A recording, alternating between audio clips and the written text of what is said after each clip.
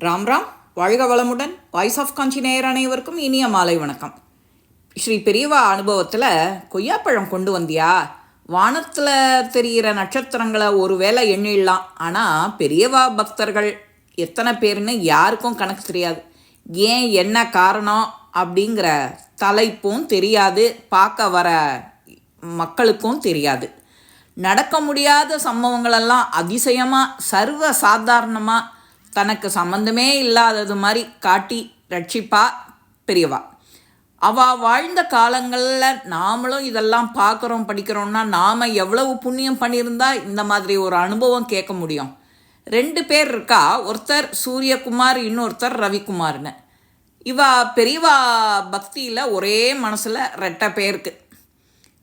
அவள் அறிஞ்ச போது இதில் கண்ட பெயர்கள் கற்பனை இல்லை. விஜயலட்சுமி சூரியகுமார் தம்பதிகளுக்கு புத்திர பாக்கியம் தட்டின்ண்டே போச்சு. மயிலாப்பூரில் ஒரு பள்ளி ஆசிரியை விஜயலட்சுமி பல டாக்டர்கிட்ட போகிறா, கோவில்கிட்ட போகிறா, எல்லாரையும் பார்த்து பயன் இல்லை. சூரியகுமாரோட மகா பெரியவா பக்தர். ஒருவர் அவர்கிட்ட தன்னோட மனக்குறையை சொன்னபோது, நீ பெரியவாளை வேண்டிக்கோ, அவரை சரணட, நடக்காதது எதுவுமே இல்லை அப்படின்னு சொன்னாராம். உடனே சூரியகுமாரோட மனசுக்கு பாந்தமாக இருந்தது. அன்னிலேருந்து மகா பெரியவாளை விடாமல் வேண்டிகிட்டே இருந்தார் சூரியகுமார். 1 மாத காலம் போச்சு. பொங்கல் சமயம், புது வருஷம் ஜனவரி, விடிஞ்சா மகரா சங்கராந்தி. அன்னைக்கு ஆச்சரியமாக சூரியகுமார் கனவுல பெரியவா, எனக்கு கொய்யாப்பழம் வேணும், கொண்டு வருவியோ கனவுல கேட்டது. மகா பெரியவா தூக்கம் கலைஞ்சுடுத்தோ, உடலில் ஒரு வேர்த்து கொட்டுறது, நமக்கு தானா இப்படி ஒரு கனவுன்னு.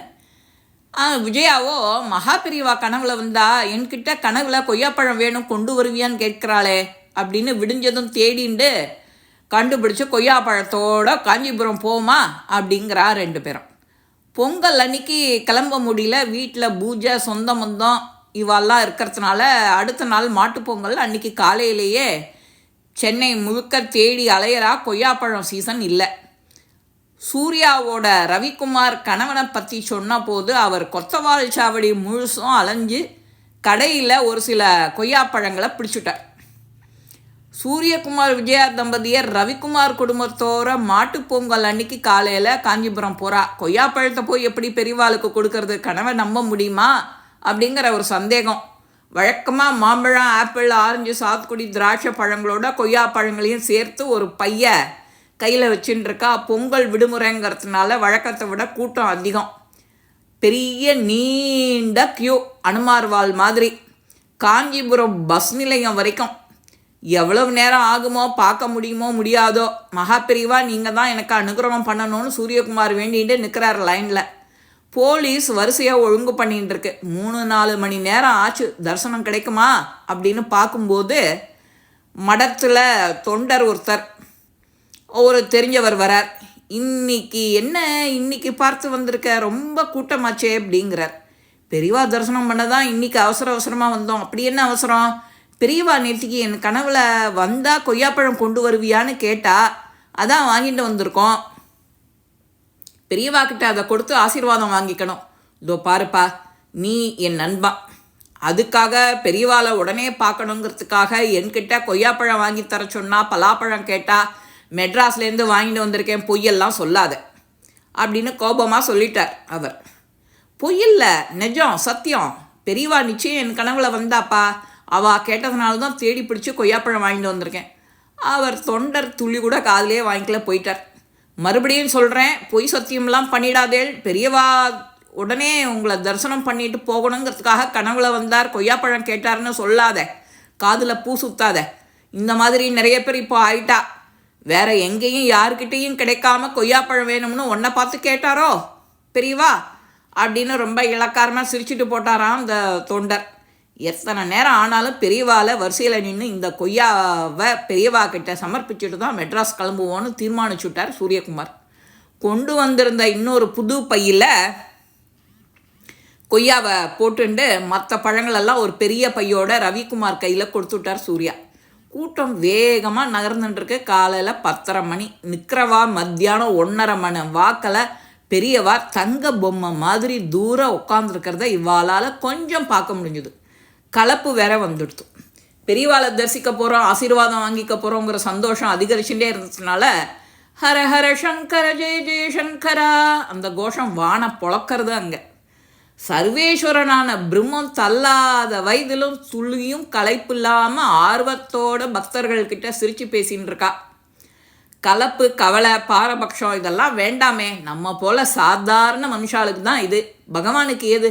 எதிர தரிசனம் பண்ணியாச்சு, நமஸ்காரம் பண்ணியாச்சு. பெரியவா தன்னோட வலது கையை உயர்த்தி ஆசீர்வாதம் அதை பண்ணின்னு இருக்கும்போதே குமார் சகோதரர்களை பார்த்து புன்னகைக்கிறார்.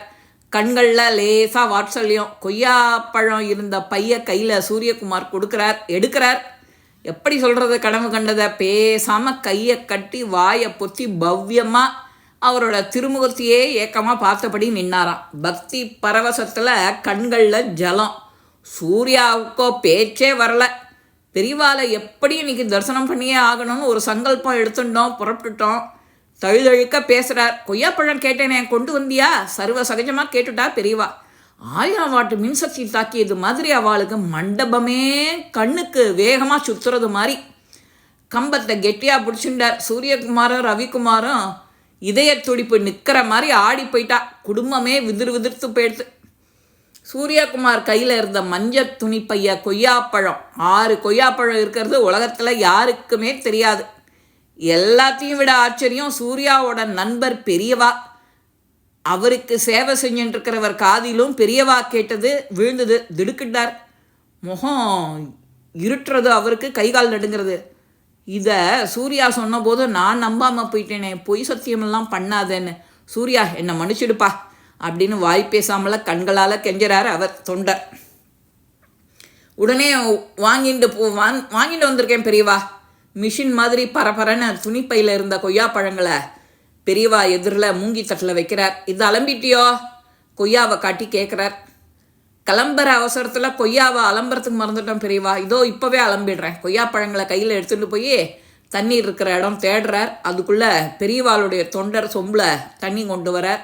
அங்கேயே ஓரமாக கொய்யாப்பழங்களை தண்ணீர் விட்டு அலம்பி கொடுக்குறார். ஈரம் சொட்ட சொட்ட அந்த பழங்களை உதறியபடியே எழுத்து மூங்கில் தட்டில் வைக்கிறார். அங்கு இருந்தவா எல்லாருக்கும் மூங்கில் தட்டு ஈர கொய்யாப்பழத்தையே மாறி மாறி பார்த்துட்டுருக்கா. பரபிரம்மஸ்வரூபி ஒழியோ மூங்கில் தட்டை பார்க்குறார். அதில் ஒரு கொய்யாவை எடுத்து தன் கையில் பச்சையும் மஞ்சளுமா நல்ல பழுத்த பழம் வலது உள்ளங்கையில் வச்சு இடது உள்ளங்கையிலையும் அழுத்துறார். அவ்வளோதான், கொய்யாப்பழம் பொழக்குன்னு உடஞ்சுடுத்து. வினாடி நேரத்தில் பாதியை வாய்க்குள்ளே போட்டுட்டு மீதியை இன்னொரு பாதியை நீயும் ஒன்று ஆம்பளையாலும் சாப்பிடுங்கோ அப்படின்னு கொடுக்குறார். பயபக்தியோடு சாப்பிட்றா. திடீர்னு பெரியவாளுக்கு கொய்யாப்பழம் வேணும்னு எப்படி என்ன யோசிச்சோ, என்ன வந்ததுன்னு குழம்பி போயிருக்கேலோ அப்படின்னு. இல்லை, சூரியகுமார் சொல்கிறார், ரொம்ப புண்ணியம் பண்ணியவர் என்பதனால தான் இந்த ஆசை கிடச்சிருக்கு அப்படிங்கிறார். அப்போ தான் பெரியவா கொய்யாப்பழத்தோட மகிமையை சொல்கிறார். ஸ்ரீமடத்திலேயே போஜனத்தை பண்ணிட்டு சென்னைக்கு திரும்புகிறார். குமார் தம்பதியருக்கு சில மாதங்களிலே பொண்ணாக பிறக்கிறா மதுராம்பிகா. ஒரு இன்ஜினியர். இப்போ இந்த பாக்கியசாலி யாருன்னா அந்த பொண்ணு மதுராம்பிகா. அவர் இன்ஜினியரை கல்யாணம் பண்ணிட்டு இப்போவும் இருக்கா. பெரியவா கடாட்சம் நமக்கு எல்லாம் சித்திக்கணும்னா அது எப்போ எந்த நேரம் எப்படி கனவுல வரும், யாருக்கு வருங்கிறது தெரியாது. ஆனால் வர வேண்டிய நேரத்தில் கரெக்டாக வரும். இந்த பதிவு நமக்கும் கடாட்சம் அப்படி தான். நாம் செய்ய வேண்டியது உண்மையான அழகான நம்பிக்கையான பக்தி. அழகான பக்தின்னு சொல்கிறேன். இந்த பதிவு உங்கள் எல்லாருக்குமே பிடிச்சிருக்கும். லைக் பண்ணுங்க, ஷேர் பண்ணுங்க, பெல் பட்டனை கிளிக் பண்ணுங்க, சப்ஸ்கிரைப் பண்ணுங்க, கமெண்ட்ஸ் பாக்ஸில் கமெண்ட்ஸ் போடுங்க. ஸ்ரீ மகாபெரிவா திருவடிகளே சரணம். நல்லதே நடக்கும். ஆனந்தமாக இருப்போம் நண்பர்களே. வாழ்க வளமுடன்.